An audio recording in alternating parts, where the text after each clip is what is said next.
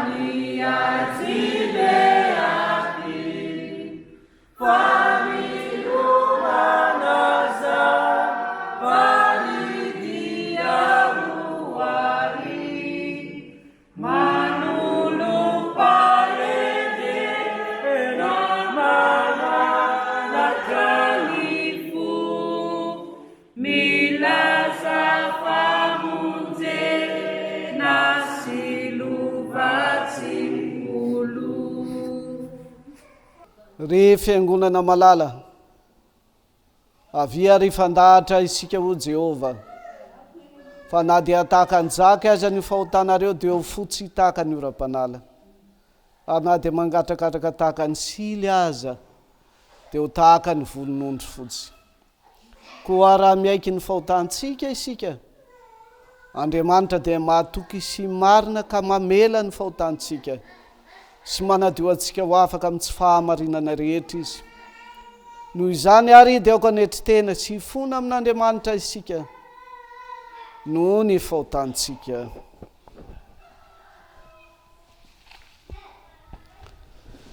Ry Andriamanitra tsy toa mpamorona sy mpanavitra anay eo, masina ianao ka mankala ny ratsy rehetra. Indreto izay mpanota manitra manety tena sy miaiky ny fahatsoanay sy ny heloka rehetra eto anatrehanao. Nandova ota sy heloka izay, sady nanota taminao tamin'ny hevitra sy ny teny ary ny asa, ka tokony ho very sy hoeloina mandrakizay. Nefa noho ny fahasoavanao sy ny famindram-ponao lehibe sy mahagaga, dia mifona aminao amin'ny anaran'i Jesosy Kristy izahay. Ry Andriamanitra ray be famindrampo, izay nanotra ny zanako lahy tokony ho faty solana, mamindrafo aminay, ary noho ny anarany dia mamelany fahotana rehetra, ary ampitombo amin'ny alalany fananao masina, ny fahalalana mananao sy ny sitraponao, ary ny fanoavana marina ny teninao, mba ho tonga ny fahasambarana mandrakizay zahay noho ny fahasoavanao amin'ny anarana Jesosy Kristy tomponay. Amen.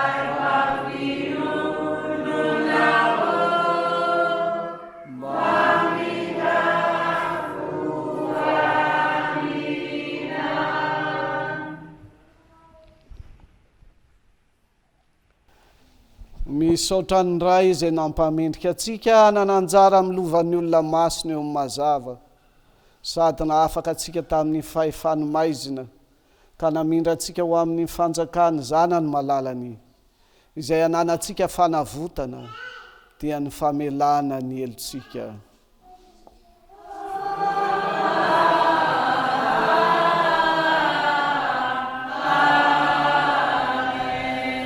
Voninahitra-ny amin'ny avo indrindra ho an'Andriamanitra.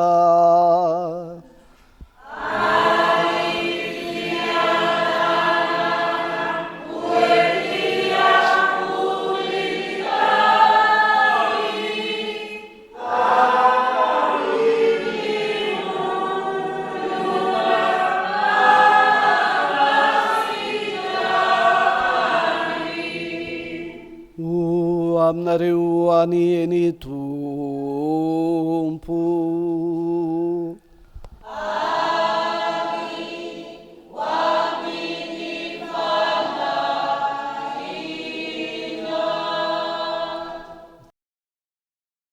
Aoka hivavaka isika rehetra. Andriamanitra Tompo rainay any an-danitro, misaotranao izay fa ny teninao no niantsonao anay ho amin'ny fanasan'ny fiainana mandrakizay. Dia mangataka aminao izay fo azy amin'ny fananao masina ny fonay mba tsy ho mpiainy foana ny teninao izay, fa hanaraka ny fiantsonao ka tsy ho voasaka ny fiaina zao fiainana izao. Amin'ny alalan'ny zanako malalanao dia Jesosy Kristy tomponay, izay miarabelona sy miara-manjaka aminao sy ny fanahy masina. Andriamanitra iray marina hatramin'ny taloha indrindra ka ho mandrakizay.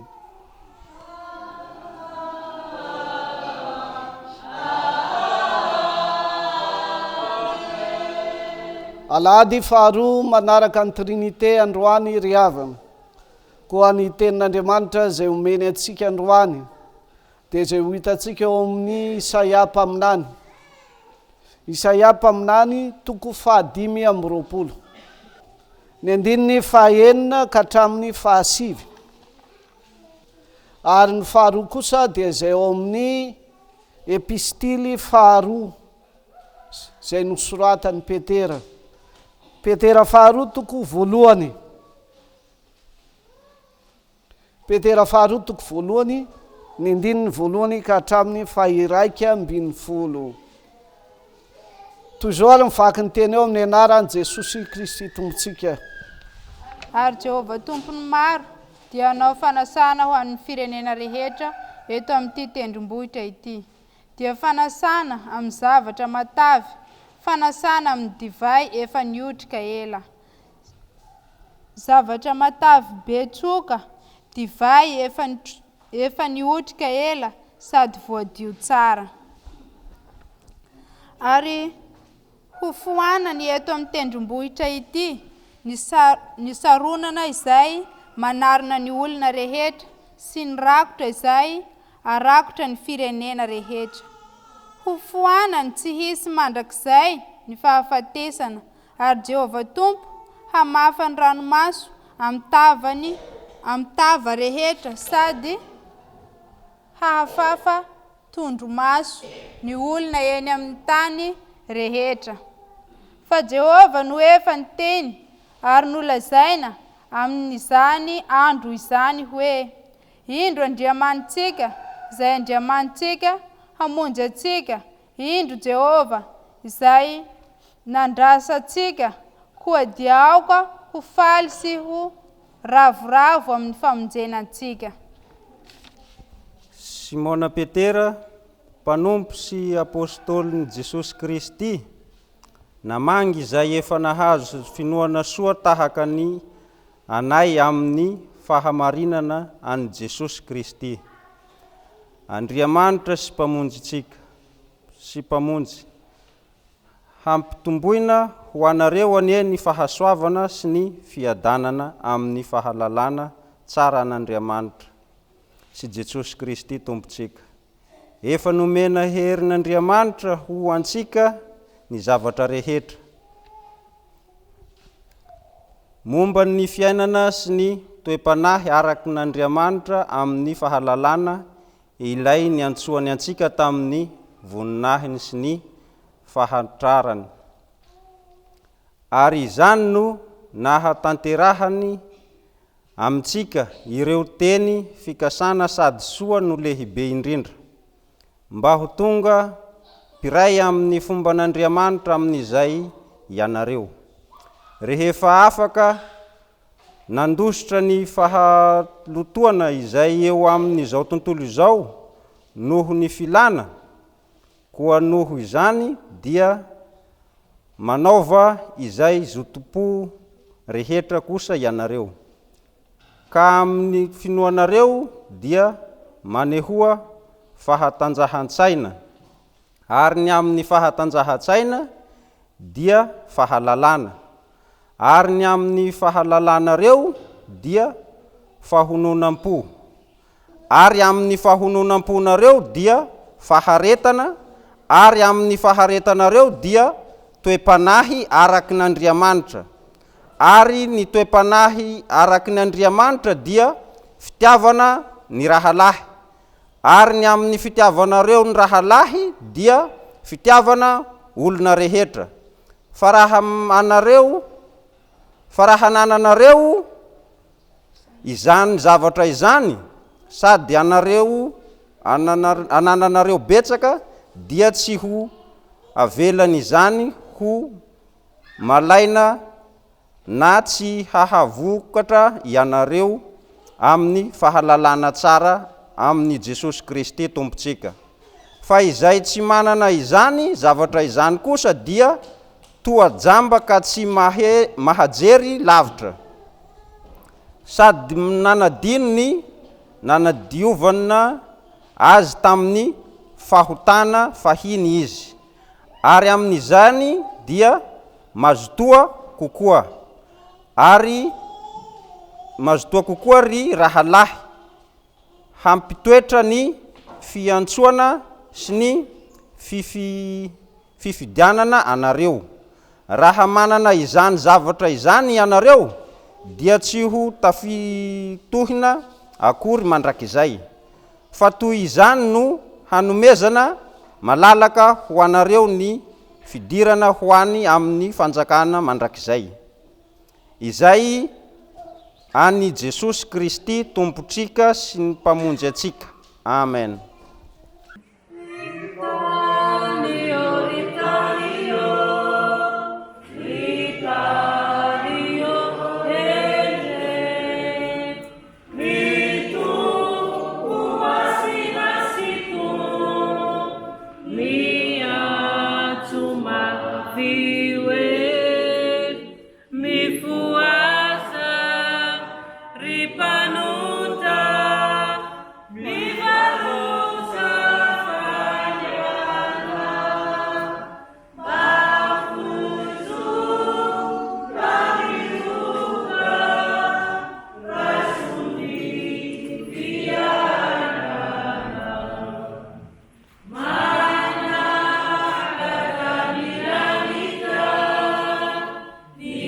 Yeah.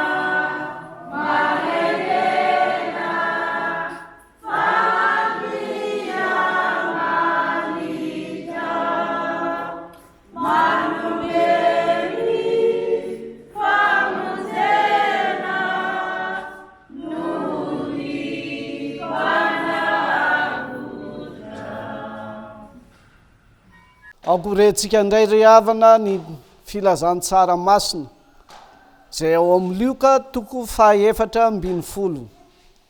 Lioka toko fahaefatra ambin'ny folo. Ny andininy fahaenina ambin'ny folo ka hatramin'ny fahaefatra amby roapolo. Ny andininy fahaenina ambin'ny folo ka hatramin'ny fahaefatra amby roapolo. Toy izao ary mivaky ny teny eo amin'ny anaran'i Jesosy Kristy tompontsika.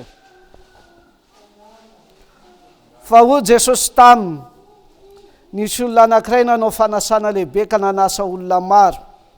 Ary naniraka amin'ny mpanompony izy tamin'ny fotoana fisakafoanana, ilaza amin'izay efa nasaina hoe andeha fa efa voavoatra izao ny fanasana. Fa izy rehetra dia nitovy saina ka samy nanao fialana.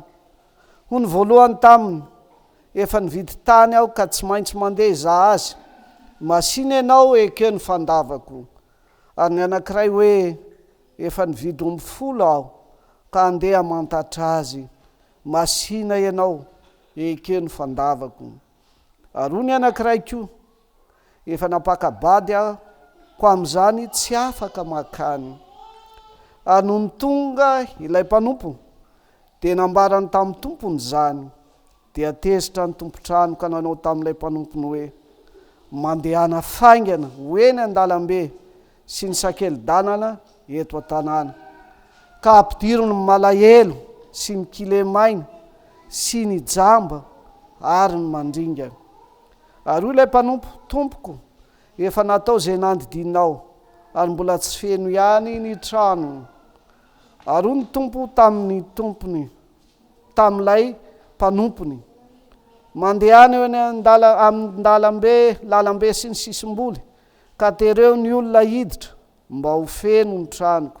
Fa lazaiko aminareo, tsy hisy anandrana na androko ireny olona nasaiko ireny, na dia iray akory aza. Amen.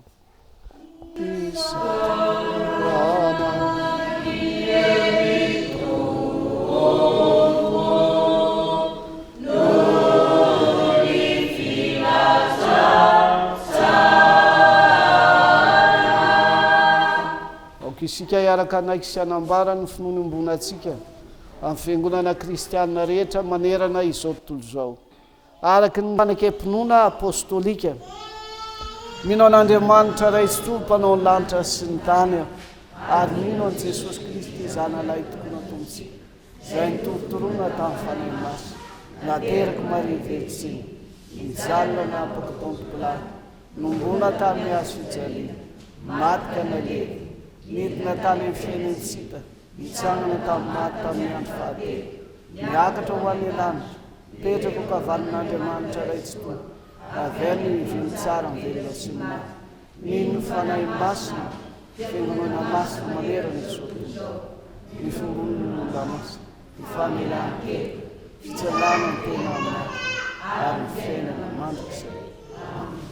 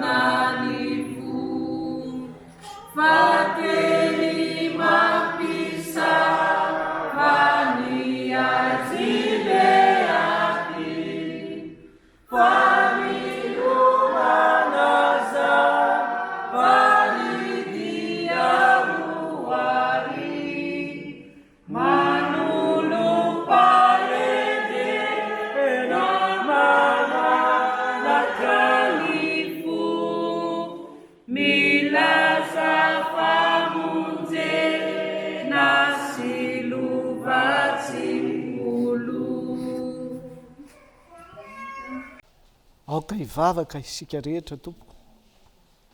Sotranao zay Jesosy eo noho ny fotoana zay tsy nampozonay akory fa efa tena fandaharanao, dia ny azonay miaino ny teninao sahady, dia ny teninao izay omenao amin'ny alalan'ny mpanomponao, izay tarihinao fanahy-masonao, tarihinao anay mba halala tsara ny kendrenao Andriamanitra ray sy zanaka ary fanahy masina amin'izao fivavahana izao, dia tsy inona tokoa fa ny ahatonganay eo amin'ny fanjakam-boninahitra, ilay fanjakana izay misy anao Andriamanitra ray, Jesosy izay mpanavitra anay, indrindra ianao fanahy masina, manomboka eto amin'ity fahavelomanay ity, izay andraisanay ny teninao, ary iasanao koa fanahy masina hamoanay hiaino tsara ka hitandrina tsara izay lazay ny teny, dia ny anajanay ny fiantsonao anay izay ny sasaranao anay, sasaranao mafy Andriamanitra ray eo tany nanoranao an Jesosy sy ireo mpanompo ny rahan Jesosy koa, dia io ny teninao izay ampitainao amin'ny mpiaino rehetra sy mpijery an'izao fandaharan'izao, mba hoenonay amin'ny fotokoa ka hibebanay amin'ny tsy fahamendreanay, dia ny fanaovanay tsinotsinona ny fiainona ny teninao, ary ny tsy firarahinay ny asarobidy ny fiainana mandrakizay izay atolotra ao anay, amin'ny anaranao Jesosy dia vonjeo zahay, amen. Tenin'Andriamanitra izay omeny antsika androany ry havana amin'izao alahady faharoa manaraka ny trinite izao, dia izay ho hita ao amin'ny Lioka 7, Lioka 7 ny andininy 1:20 ka hatramin'ny 2:20. Toy izao ny vaky ny teny eo amin'ny anaran'i Jesosy Kristy Tombontsika. Ary rehefa ho tonga ny fotoana ampiakarana an Jesosy, dia niatrika hakany Jerosalema izy, ary nandefa iraka eloha azy izy, dia nandeha ireo ka niditra tao amin'ny vohitra anankiray izay ihany Samaritana hamboatra ho azy, fa tsy nandray azy ny olona, satria nandroso toa ho any Jerosalema izy. Ary raha hitan'i Jakoba sy Jaona mpianany zany, dia hoy izy, Tompoko, tianao va raha hiteny izay mba hisy afo milatsaka avy any an-danitra andevina azy? Fa izy nitodika dia niteny mafy azy, dia nakany amin'ny vohitra hafa izy. Ary noho nandroso teny an-dalana izy, dia nisy anankiray nanao tamin'i Jesosy hoe, anaraka anao aho, naiza lehanao. Fa hoy Jesosy taminy, ny amboolo manandavaka ary ny voromanidina manana fialofana, fa ny zanak'olona tsy manana izay hipetrahany lohany. Ary hoy izy tamin'ny anankiray koa, manarahy. Fa hoy kosa izy, Tompoko, aoka ao aloha andevina ny iraiko. Fa hoy Jesosy taminy, aoka ny maty andevina ny maty ao aminy, fa ianao kosa mandehanaka mitoria ny fanjakan'Andriamanitra. Ary hoy ny anankiray koa, Tompoko, anaraka anao ihany aho, fa aoka aloha andehanao veloma ny ao an-tranoko. Fa hoy Jesosy taminy, tsy misy olona mitana fangady tarihina ary mierika ka miendrika ao amin'ny fanjakan'Andriamanitra. Iray masonao manamasinanay amin'ny fahamarinana, fa ny teninao ny fahamarinana. Amen. Ry fiangonana malala ho aminareo anie ny fahasoavana sy ny fiadanana avy amin'Andriamanitra ray sy Jesosy Kristy Tombontsika. Amen. Inona ry havana no havalin'ny olona raha very ny ainy, na dia mahazo izao tontolo izao azy izy, ny valiny Jesosy ihany, tsy misy hahavaly ny aina. Inona no aina? Ny fiainana mandrakizay. Eto amin'ity fiangonana ity no andraisantsika ny fahamelan-keloka raha mibebaka isika ka hanomezan'Andriamanitra atsika zany famelan-keliko zany noho ny amin'iza no ny an' Jesosy Kristy tompontsika. Eto amin'ity fiangonana ity rehefa voavela eloka koa isika no hanomezan'Andriamanitra ny fanahiny, dia ny fanahin'Andriamanitra mamelona isika matin'ny fahotana, fa velomina kosa tsy hanompo ota intsony fa hanompo an'Andriamanitra velomina mba hahita ahalala an'Andriamanitra sy ny sitrapony. Velomina mba ahalala an'Andriamanitra sy ny sitrapony. No hoe mahalala an'Andriamanitra dia mahalala ny fitiavany atsika. Ny fitiavana antsika tsy hoe nanome an' Jesosy fotsiny isolo atsika teo ambony hazo fijaliana, fa ny fitiavan'Andriamanitra atsika dia faran'izay lavitra tsy manam-paharoa, dia ny ahatonga atsika ho aiza rehefa ao amin'ny fiafaran'ny fiainantsika eto tany ho any an-danitra eo akaikiny. Zany eo akaikiny zany natao hoe fiainana mandrakizay. Zany fiainana mandrakizay zany koa anefa tsy hoe rehefa maty ihany sika vao mahazo, fa eto amin'ity tany ity rehefa mibebaka ka voavela ny elokao dia lasa mitoetra aminao Jesosy. Zao nolazain' Jesosy, izy ao amiko, ianao ao aminy ary izy ao aminao.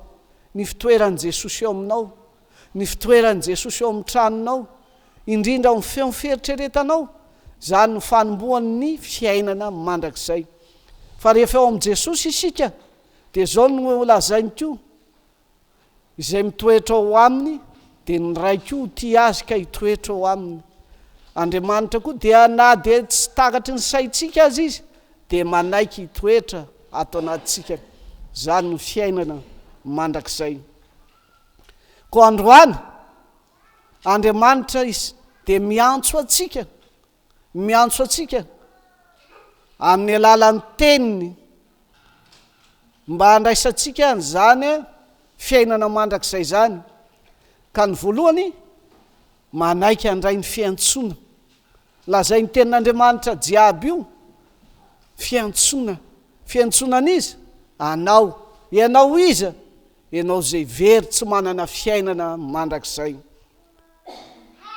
Antson'Andriamanitra na firenena inona na firenena inona, ianao zay tonga eto amin'ny Toby, tany amin'ny tanàna zay nisy anao, Andriamanitra nampiasa ny olona, ka ny olona zay nampiasainy na ny feo fanahy masina zay nirahany dia mitaona anao ho eto amin'ny Toby mba hiain'ny teny fiantsona hoe ianao antsona handova ny fiainana mandrakizay, hovainy, foaziny.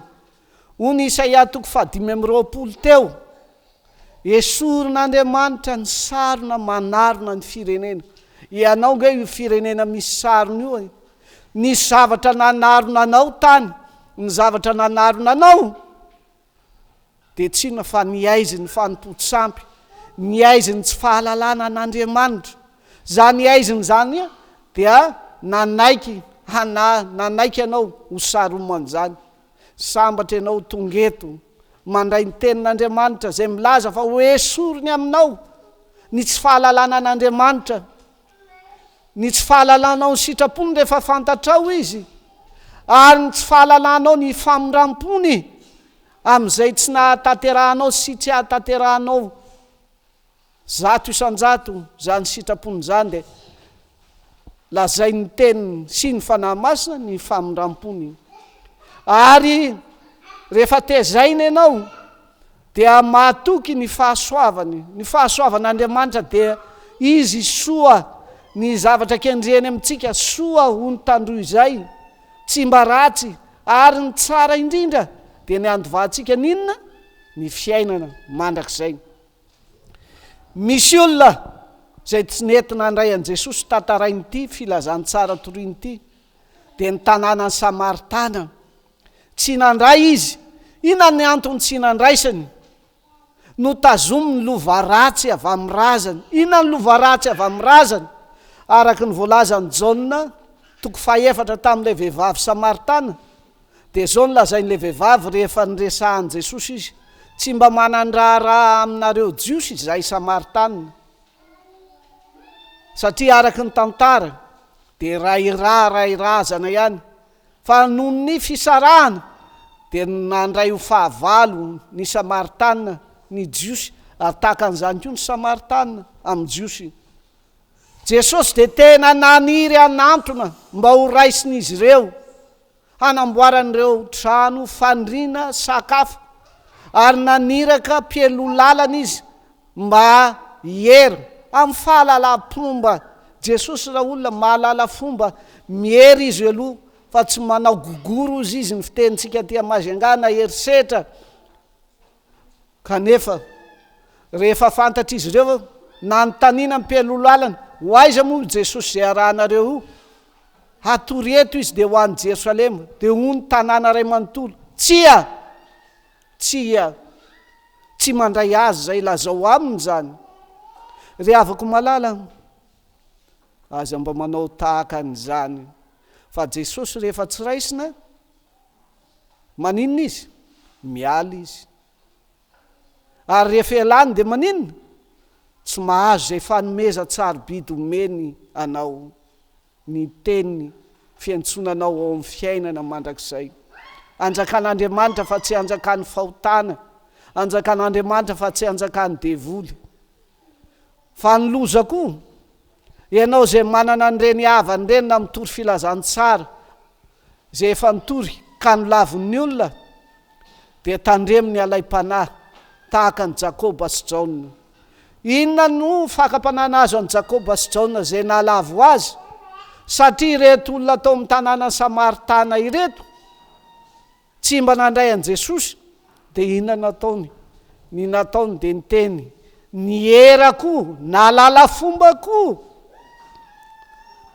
Teny tamin'i Jesosy hoe mety ve raha andatsahana afo ity tanàna ity ka ho ringana any. Satria zany dia fanao teo amin'ny testameta taloha. Inona natao teo amin'ny testameta taloha ry havana? Nataony Elia mpaminany lehibe ny testameta taloha zany. Inona nataony Elia? Ny rahan'ny mpanjaka jentilisa i Elia mba hakazy ho any. Inona nasetrin'ny Elia? Nandatsaka afo izy. Izany nangatahany ho latsahana afo, ilay kapiteny miaramila nitondra miaramila 50. Faneken'Andriamanitra izany fandatsahana afo zany. No levon'ny afo eo no eo nanjavona, tsy mba hoe may, fa may nyrehatra dia lasa charbon. Ny 50 latarihana kapiteny. Dia mbola naniraka ihany ilay mpanjaka satria sarobidy ny mampiatrano any Elia mpaminany Jehova. Fa mbola nylevon'ny Elia fanondrony ny miaramila 50 miaraka amin'ny kapiteny mpitarika azy. Inona ny dikan'izany ry havana? Elia mpaminany milaza ny tenin'Andriamanitra. Lazainy Elia mpaminany dia ny lalàn'Andriamanitra. Lalàn'Andriamanitra dia mampiseho ny fahatezerany amin'ny mpanota. Fa manahoana kosa Jesosy zay nanda any Jakoba sy Jaona ary nanome tsiny azy mafy hoe fady zany. Jesosy kosa mitondra filazantsara, nanatanteraka ny lalàna zay tsy tanterantsika izy. Izy nanaiko ho faty, nanolotra ny aina, mihoatra ny olona 50 lahy indrotarihana kapiteny. Jesosy izy niara ny fahatezeran'Andriamanitra no ny fitiavana ianao. Fa ianao kosa tsy tian'ho levonina. Zany ane ny filazantsara entsonatsika androany. Fa Jesosy io niaritra fandavana, tsy vao amin'ity farany dia zay ataon'i Jesosy makany Jerosalema ity ihany izy ny laviny, fa vao manomboka ny asany izy tao Nazareta tanànany, dia ny havany sy ny ray tanàna mihitsy no nanda azy. Eo mpitoriana teny eo dia nandany Jesosy, fandavany ny ray tanàna aminy rehefa nitory teny Jesosy hoe tanteraka aminareo zany teny pasoavany zany. Dia hoy izy, ho ny mpiaino hoe tsy zanaky Josefa va ity? Jesosy anefa nilaza fa ny fanahin Jehova no ao aminy, ary ny diany dia anafaka mipifatotra hitory teny somahafaly. no lavin'ny olona tao Nazareta Jesosy. Ary nanahoana izy rehefa nanasitrana nanafaka le deminy matanjaka be tao amin'ilay lehilahy fatorana silisily, satria zay mifanena aminy de vonony ary matiny farany nasehony mihitsy ny heriny afaka monina ao anaty fasana tsy mihinan-kanina. Azonareo an-tsaina ve zany? Eto amin'ny Toby misy fasany mino. Raha sanatria misy olona tsy mety miara-mihinana sy miara-mipetraka aminao nefa tsy maty, zany lehilahy zany tsy mety mihinan-kanina. Tahaka an'izany ity lehilahy ity nositraniny Jesosy zany lehilahy natahoran'ny olona zany.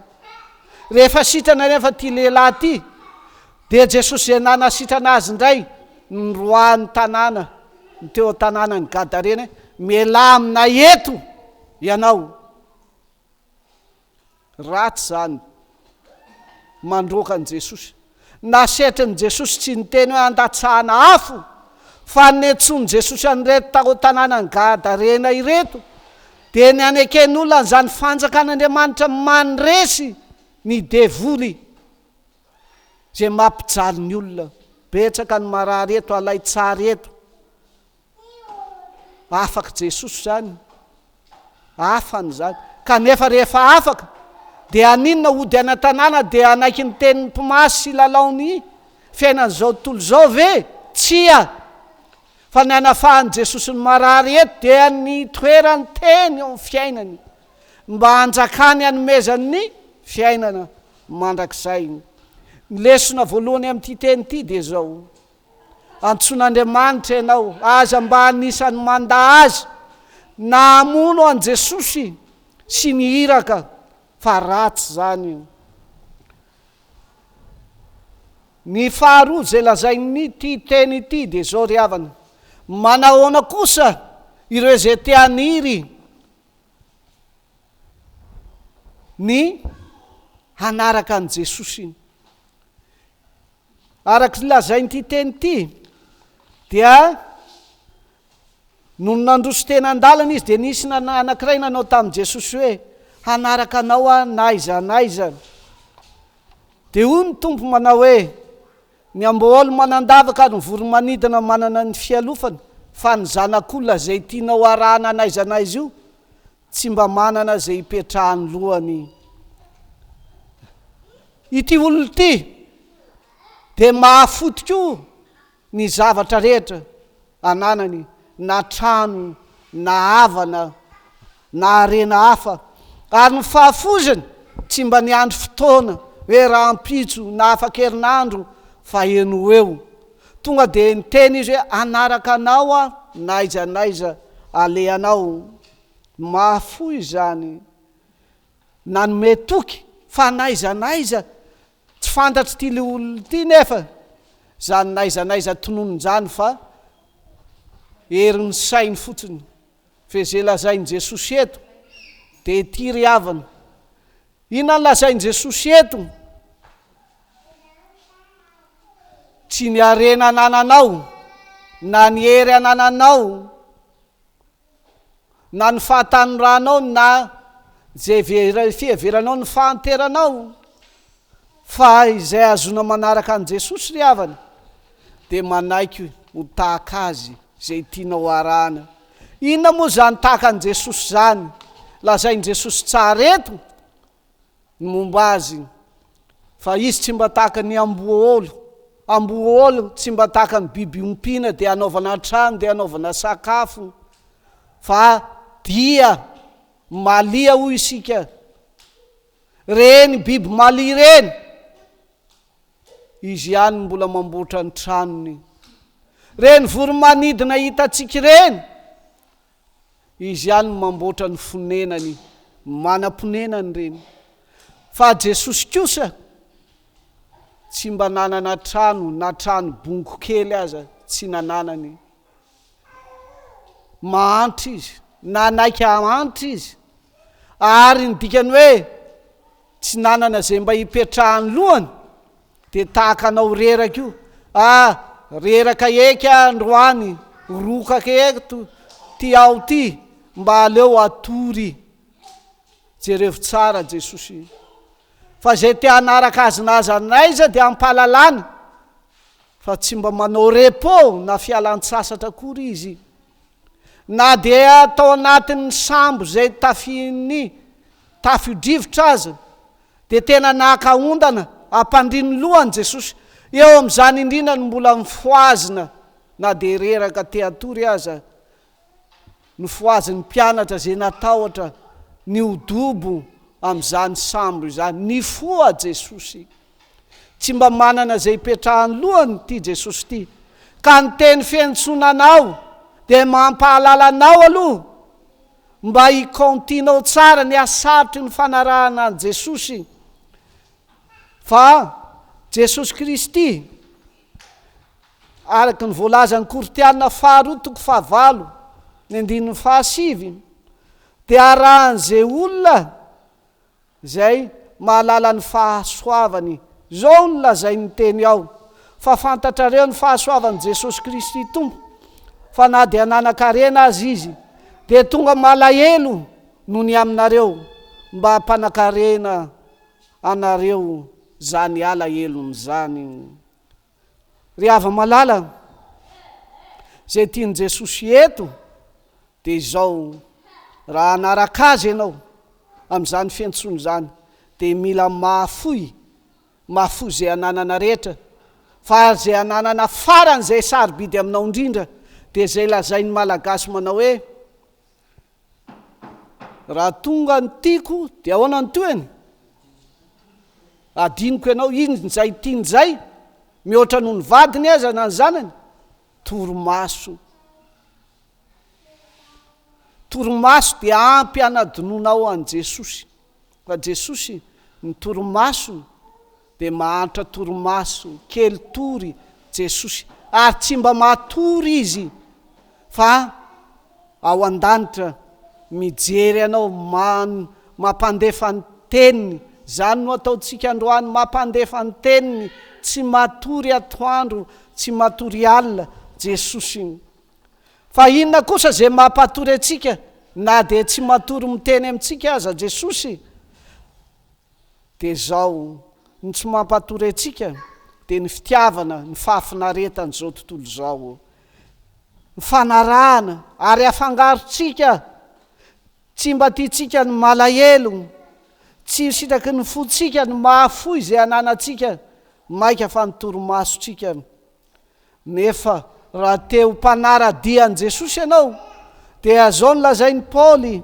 araky ny fanahy masina zay miteny nampiteny azy eo amin'ny Kortiana voalohany toko 4:1-2 amin'ny anaran'i Jesosy mandraka ankehitriny izao dia nona nangetaeta tsy manak tafy ary tsy manana antom-ponenana averiko tsara mandraka ankehitriny izao Paoly dia nona mangetaeta tsy manak tafy ary tsy manana antom-ponenana Paoly atao tony adala aza zay le fahoriny anaty amin'ny fananana fa izay lazain'ny olona hafa koa ka mampahory azy dia reto teny reto ataon'ny olona hoinona adala faditra zany tahaka ny olom-pady mifanena aminy mbola misy an'izany eto Madagasikara mifankalan'ny foko fady mifanena amin'ny ravana zay verino mpamosavy dia eo koa ny sasany fady mifanena amin'ny mpandainga fa Paoly apôstôly dia no verina olona adala ka raha niditra tanàna izy dia nroahana novonona aza fa Andriamanitra niary miainy ary tia ny fanaratsiana matanjaka natao taminy faikan'olona tsisy ilana azy zao anefa amin'izay ilazana anao amin'izany noho ny anaran'i Jesosy dia zany ny tena mpianatra dia toy izany Jesosy ianao no antsony manaraha ilay karazan'olona tantaraina amin'ity teny ity nahita olona indray Jesosy olona anankiray zay tsy naniry hiaraka anaraka azy ny teneny hoe manarahy zany tenin Jesosy zany dia didy tokony valiana tahaka n'izay nataony Matio rehefa nitenenan Jesosy hoe manarahady ino nataony Matio navelany teo ny asa mampamorietra azy fa nanaiky anaraka an Jesosy izy manaraha o Jesosy tsy misy atakandro Jesosy indray no miantso an'ity olona ty zay nanre tsara lay asarotany ny fanarahana azy ina le asarotana teo le asarotana teo dia tsy mba manana zay ipetrahan'ny lohan'ny koro Jesosy sarotra zany ka ianao zay manaraka azy dia manaraka azy tsy matory tsy manana fialan-tsasatra reny ty olona ty zany fahasarotany zany kanefa nantsony dia tanterahany tokoa lay teniny amin'ny Jaona toko 5:9 tsy ianareo no nifidy ahy fa izaho no nifidy anareo inona navaliny ty olona ty avelao ao aloha aoka ao aloha andevina ninona raiko sarobidy amiko zany tsy mbola maty akory ty rain'ity fa fantany fa efa antitra manakaiky azy ny fahafatesany satria manakaiky azy ny fahafatesany dia zay fotoana foy avelomany no mba izarany valy babena faraparany izarany fitiavana fa mahafapo azy na ho faty aza ny rainy rehefa fantany fa faly ny rainy fa ity zanany maminy ity tsy nahafoy azy tamin'ny fahanterany mampalahelo ry ava malala fanao ny jentilisa tsy aty Madagasikara hitako eto amin'ity faritra maro voa ity zany fa rehefa miantitra ny ray aman-dreny ka rehefa ho faty mba tsy hatonga azy ho faty ao an-trano ny zanany dia anamboarana ratsiratsy etsy akaiky etsy fa maninona raha sanatria ka maty ao an-trano dia dorana daholo ny trano be dia be ny fomba ratsy mbola ataontsika malagasy dia ho ty olona ty avelao aloha ikarakara trano ho azy karakara ny arena andevenana azy fanompona ny maty zany ao ambadiky ity teny ity ry havana dia raha avela andevina ny rainy raha avelan'i Jesosy dia mahafoy an' Jesosy zany ratsy ny mahafoy an' Jesosy mahavery zany fa zay lazain'i Jesosy eto dia avelao ny maty andevina ny maty ao aminy avelao zany asany valalam-piandry fasana sy ny mpanompo maty zany fa ianao kosa manaraha ahy inona ny teny dikany hoe manaraha azy eo akaikiny tsika rehefa mandeha lavitra dia ohatra misy omby very dia mandeha ny mpanarady inona no fepetra takiny mpanarady omby miaraka tsara tsy zay ve miaraka tsara akaiky tsara zay mitambatra vato zay misaraka fasika fa izay lazain'i Jesosy azy eto zay miaraka amiko eo akaiky keo fa tsy eo akaikin'olombelona fa eo akaikin'i Jesosy zany indrindra ny mahasoa anao manao ohatra mazava ny ohatra mazava dia ara-pitsaboana aleon'ny olona teo sitrana malaky ny tsy mihinana katra-panafody na comprimé fa ny mihinana kosa inona manaiky io hotsindromona le fanafody rehefa ao amin'io tsindrony io dia tonga malaky eo amin'ny vatanao ary manakaiky ny mikroba na ny otrikaretina mihoatra lavitra n'izany ny tiany Jesosy ataonao aminy raha tsy eo akaikiny ianao tsy misitraka zay fanasitranany ianao be dia be ny hirantsika zay milaza hoe ataovy eo akaikinao aho mihaino an'izany hirantsika zany Jesosy ny avaliny Jesosy amin'ny fangatantsika dia manaiky ho sakaizantsika zany sakaiza zany akaiky zany fa ny tena dikany akaiky dia stricta ozy izy nyvazaha large na malalaka loatra mifanohatra am'izany fa zany akaiky zany ny tena dikany hoe akaiky dia ny ahazony Jesosy manatanteraka ny famonjeny anao amin'ny alalan'ny fiainona ny teny araka mivavaka teo amin'ny alitara aoka tsy ho mpiainy foana ny teny miaino any eto fa rehefa mivoaketra na miaino any eto dia efa matory sahady miaino any dia tonga otrany dia ny fiaiahina zao fiainany zao tsy misy tenin'Andriamanitra mitoetra akaiky ina no asan'ny tenin'Andriamanitra rehefa ao akaiky manoritoro tahaka ny fanoto amin'ny vary ao an-daona ina ny torotoron'ny tenin'Andriamanitra ny fanirinon-nofontsika ny fiaitsika n'izao fiainana zao zany ny tena heviny torotoron'ny Jesosy le zavatra tianao amin'ny sofiny io torotoron'ny tenin'Andriamanitra le zavatra tiany masonao torotoron'ny tenin'Andriamanitra le zavatra tiany nofinao ty nofinao ty faly ty rehefa mitafy soa malahelo ty rehefa tsy mitafy soa indrindra eto amin'ny Toby ka rehefa tsy mitafy soa dia adino any Jesosy fa na dia tsy mitafy soa Jesosy ny lamba fahamarinatsika atafiny atsika ina ny fitafiana mahamarina atsika eo amin'Andriamanitra dia ny famelan-keliko omen'Andriamanitra amin'ny alalan'i Jesosy izany dia tian'Andriamanitra tiany Jesosy tenany mba ho raketinao am-po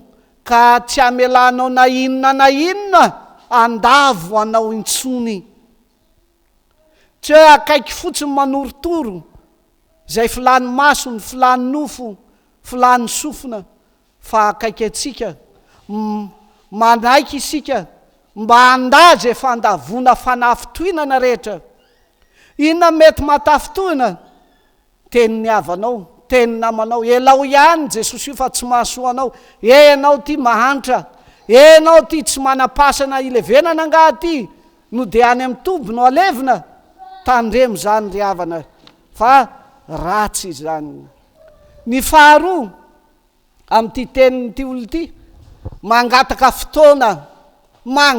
fotoana rehefa manao tafika masina na ianao indrindra tratran'izany manapahevitra rehefa mandeha ny toriteny dia mitaona Jesosy manapahevitra anio raha miaino ny feoko anao dia aona ozy izy ny tenin'Andriamanitra aza manamafy ny fonao zany hoe aoka ibebaka fa be dia be ny vali teny ataon'ny olona sarotra zany satria sarotra izany aloaloha za andinika tsara ataon'ny tanora zany ataon'ny lehibe koa zany tsy foky io zay no everiko sarobidy tsy foko ny ity zao tontolo zao ity tsy ekenao mpianatra zay manemitra ny fotoana tsy fantatrao ny ira fito amin'ny 7 fa raha manemitra amin'ny fotoana hoe amin'ny manaraka ianao Jesosy miverina tsy mipody sana tao amin'ny tanànany Samaritana farany io aza manao tahaka ny tanànany Samaritana tsina ndray an' Jesosy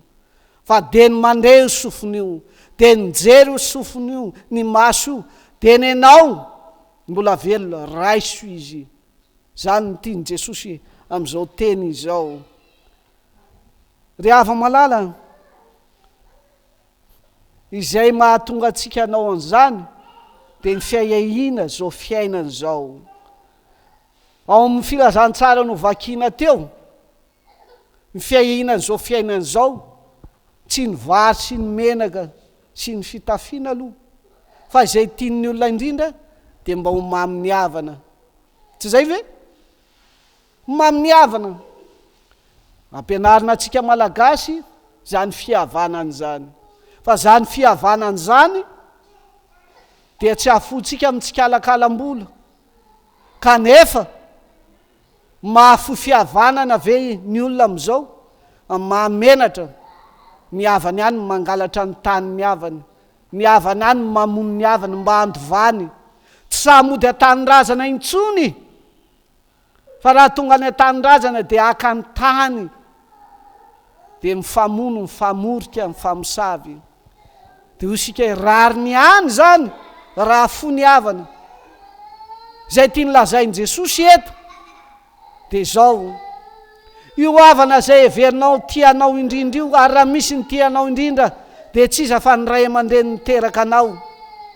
Raha misy ny tianao indrindra dia ny ray tapo aminao, na ny rahalanao na ny ainabavinao na ny rahavavinao.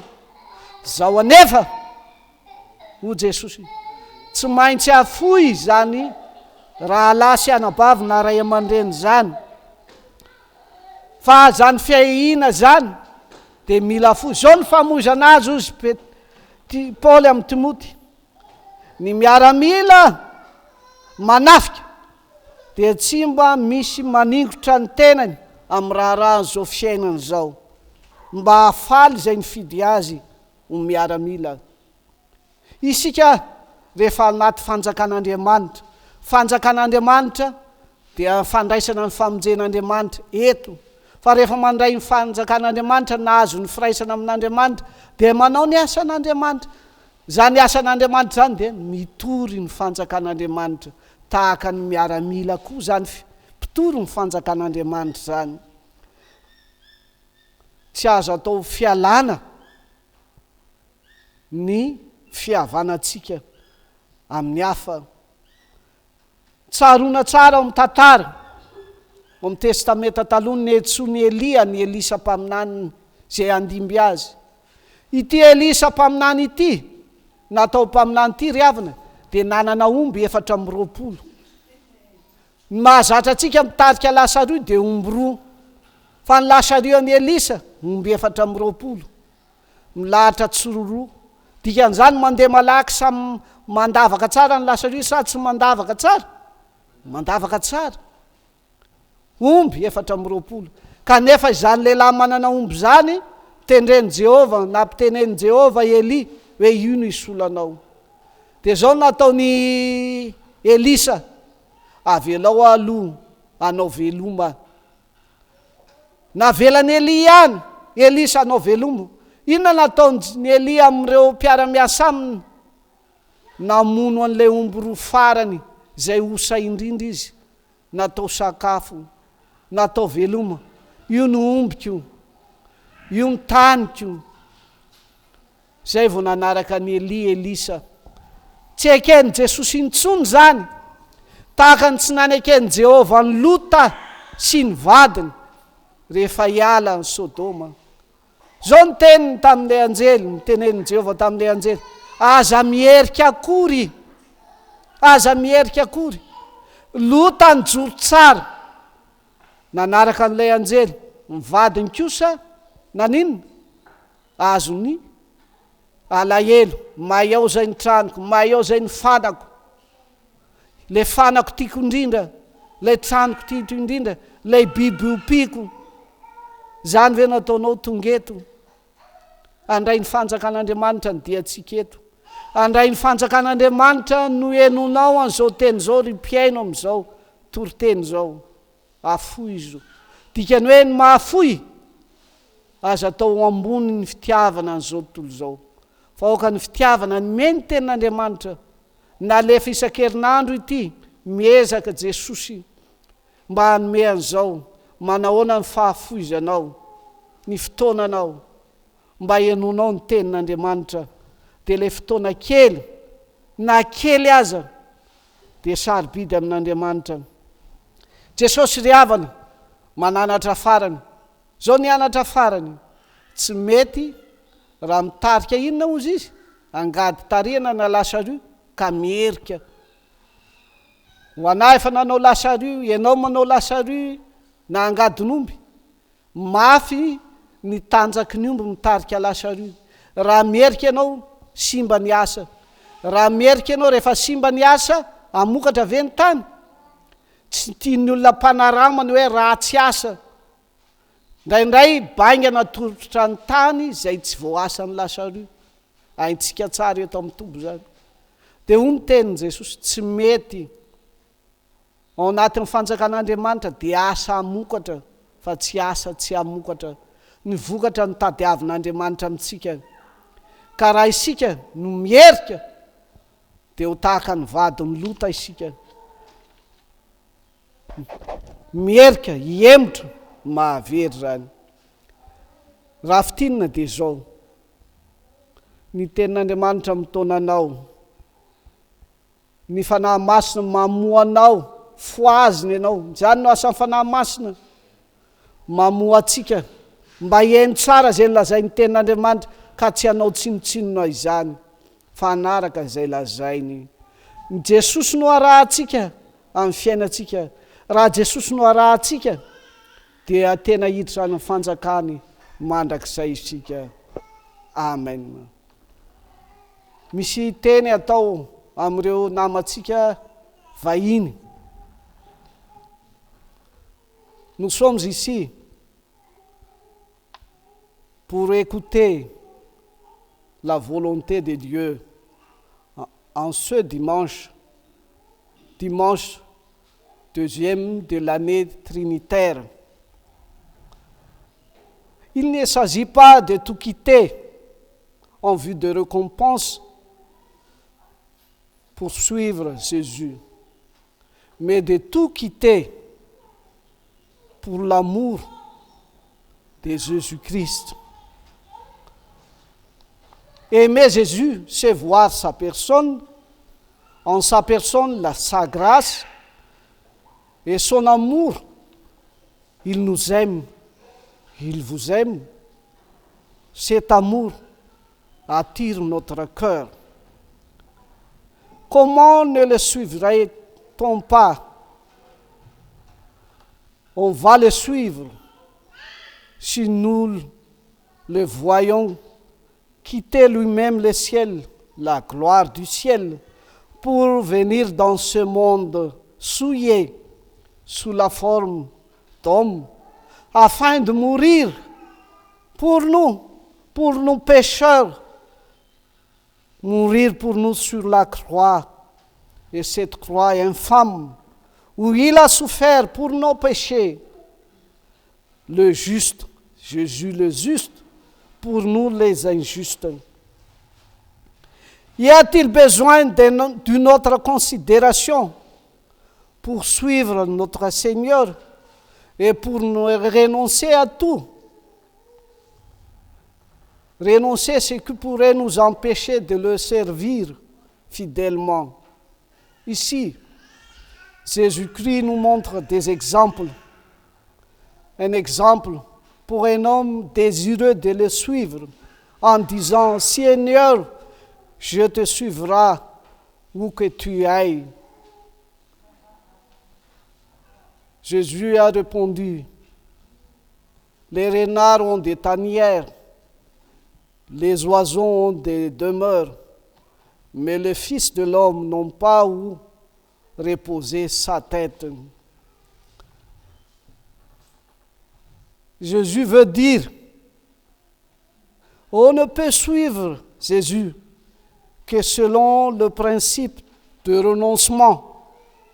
Renoncer les plaisirs de ce monde, renoncer les relations familiales, renoncer à tout qui nous empêche de le suivre.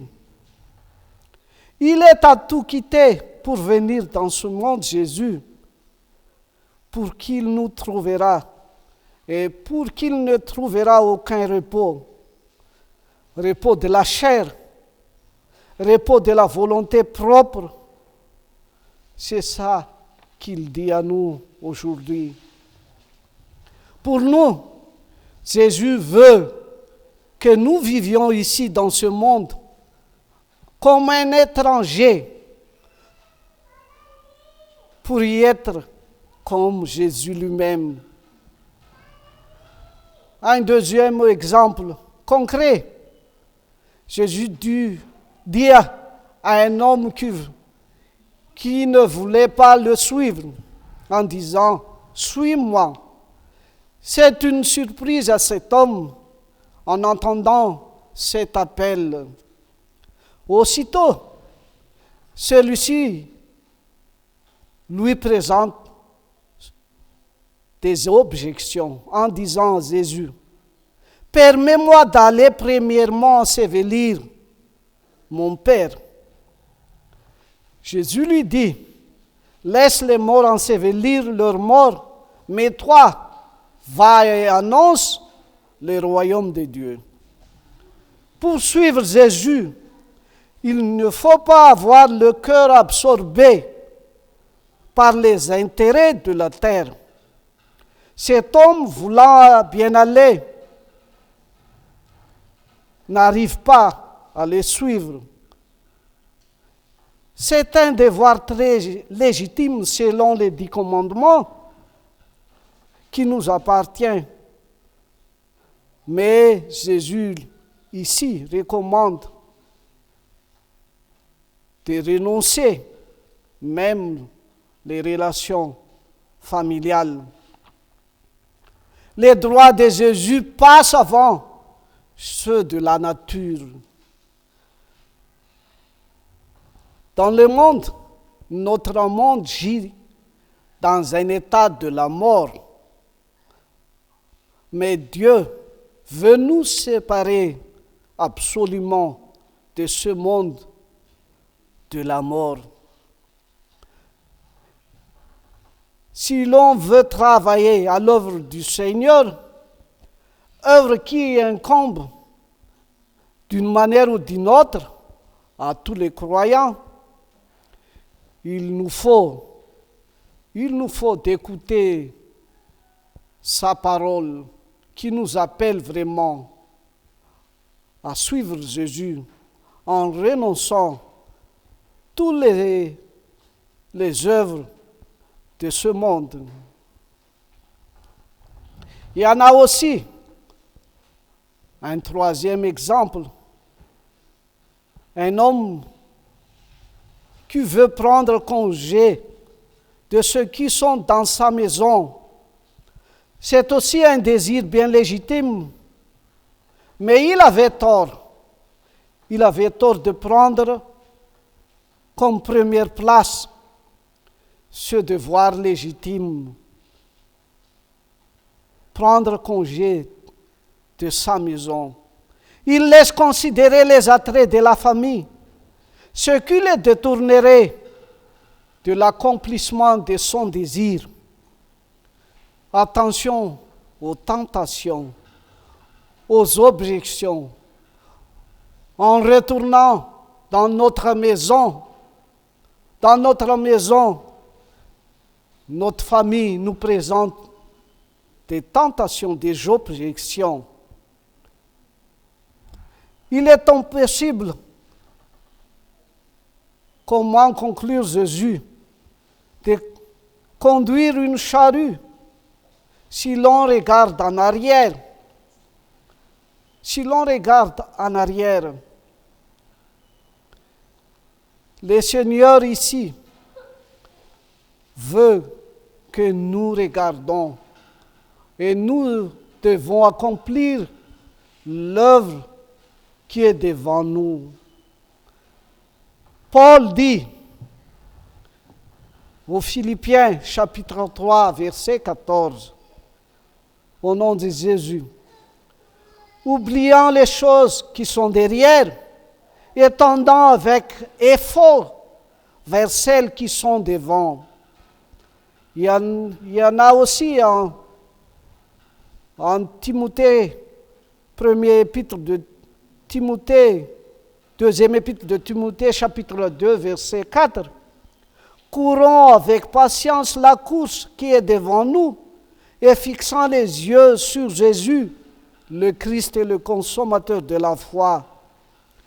Hébreux 12, verset 1 à 2, et le deuxième épître de Timothée, chapitre 2, verset 4.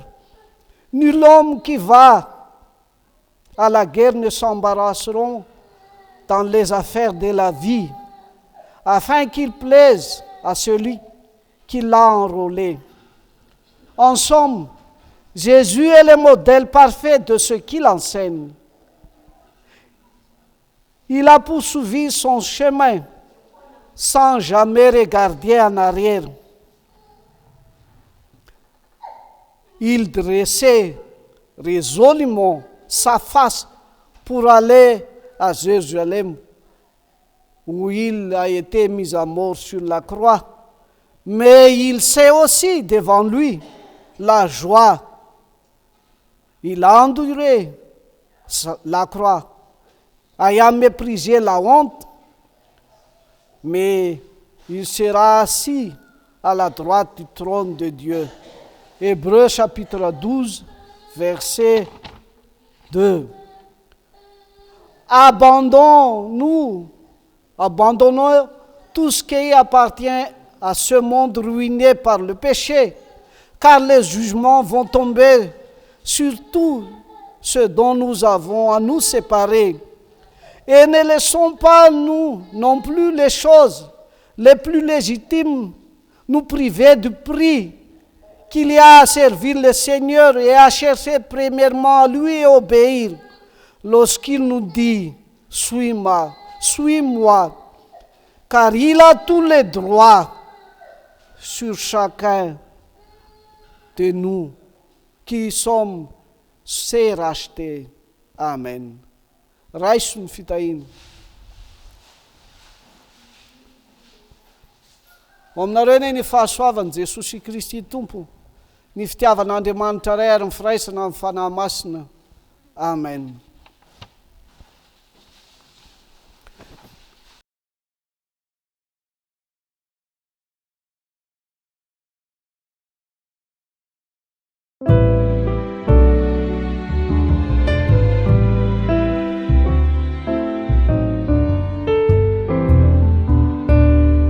Fagagan izay nataonao Jesosy faizay, nanovanao rano ho divay tamin'ny andro fampakarana. Fagagan izay nataonao Jesosy faizay, nanovanao rano ho divay tamin'ny andro fampakarana. Voalohany asa nataonao, nanehonao famantarana. Voalohany asa nataonao, nanehonao famantarana. Tokoany paromponao, zay efa nakambanao iray, anehoy ny voninahitao, ny tananao misy orata, metezanao eo anilany, amin'ny ady zay atrehiny. Fampanesy ny tarinao, ry Jesosy kapitenina. Voalohany asa nataonao, nanehonao famantarana. Voalohany asa nataonao, nanehonao famantarana.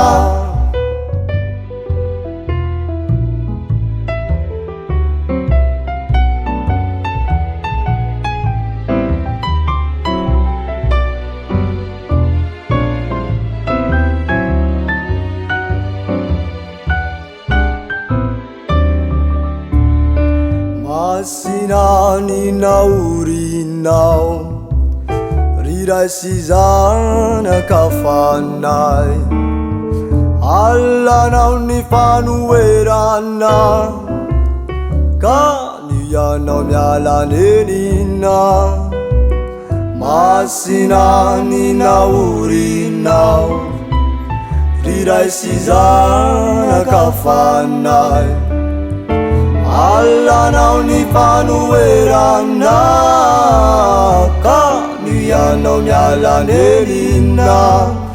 Miasa mafy ianao, maharesy latranay. Miasa mafy ianao, maharesy latranay.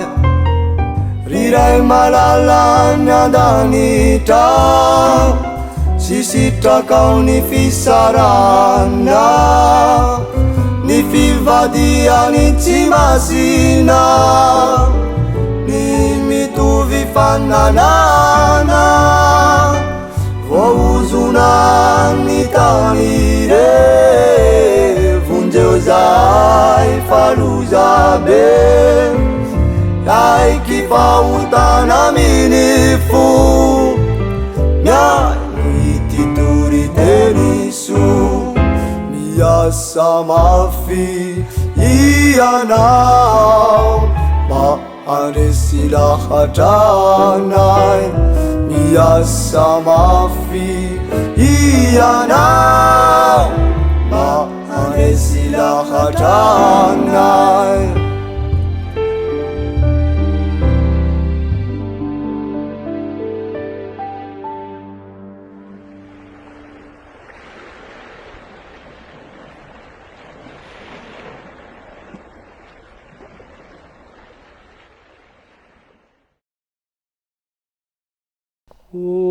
Aminareo any eny Tompo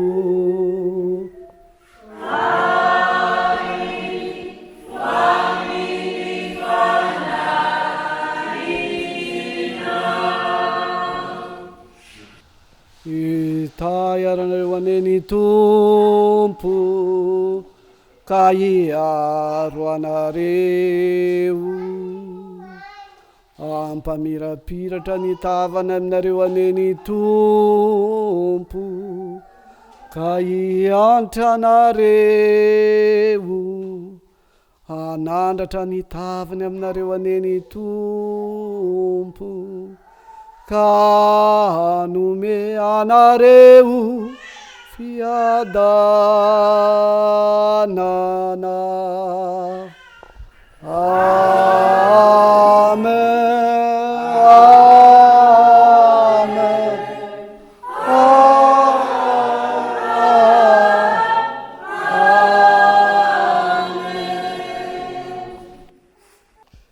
Isika Jesosy taio ny asanao zay ateraky ny teninao rehefa mandray tsara fa tsy hopiainy foana ny teninao fa pakato ary manatanteraka ny asanao.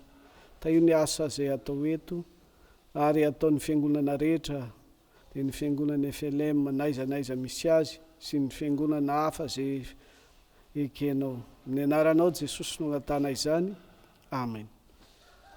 Misaotra an'Andriamanitra sika riavana no ny nahavitany zao fotoam-pivavahana zao zay irin'ny olona mba ho jereny ary andraisany anjara dia misaotra azy isika.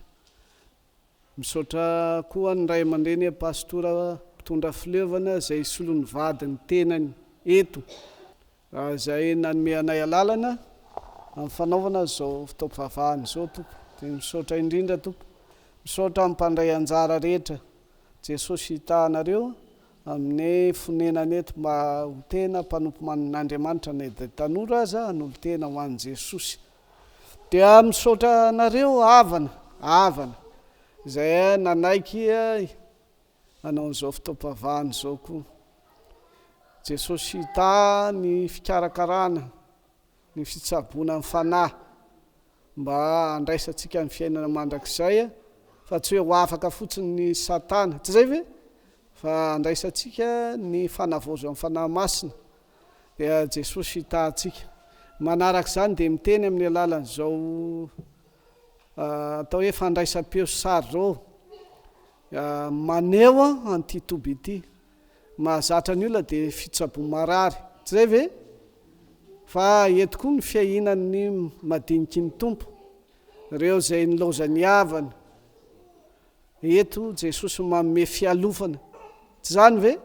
Manome fialofana ho antsika. Izy ny raintsika, rainy kamboty sy ny sahirana ity Jesosy ity. Dia ity ny Betela zay fonenan'Andriamanitra zay anaiky honenanao koa. Eto amin'ity toby ity koa no misy ny fahasamino amin'ny mahatoby azy. Fa eto amin'ity toby ity koa misy fampianarana amin'ny fambolena. Dia rehefa avy eo hitanareo ny fambolena zay atao eto. Dia ny fambolena zay natao indrindra ho fizakantena ny fiangonana na ny sampandraraha amin'ny fiangonana zay eto dia ny SPBM manana manga Zanzibar dimanjato fototra eo sy citron fa ny tompoko io manana dia zay ho hitantsika reo manga reo misy manga grefy etsy fa ny synodam-paritany koa manana sy ny fifoazany synodam-paritany zay mety tsy ho tratra fa isorana indrindranao mba azonao mitondra mambavaka ny asa fitezana tsy ara-panahy ihany fa ny ara-pivelomana koa dia isorana koa mpamatsy vola na ny Amerikana na ny misiona danoazy zay nanoana ny synodam-paritany na ny kristianina rehetra ato amin'ny synodam-paritany indrindra ny fifoazana zay nanao ny fizakantena ny fambolena matsitso sy manga dia zay ny teny foy fa ny sary no anazava azy rehefa aveo dia marana amin'ny fotoana isika